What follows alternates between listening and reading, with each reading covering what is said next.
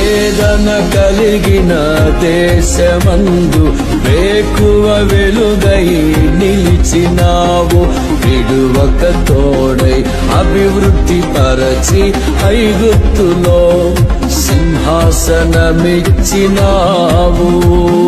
వేదన కలిగిన దేశమందు వేకువ వెలుగై నిలిచినావు. విడువక తోడై అభివృద్ధి పరచి ఐగుప్తులో సింహాసనమిచ్చినావు. మార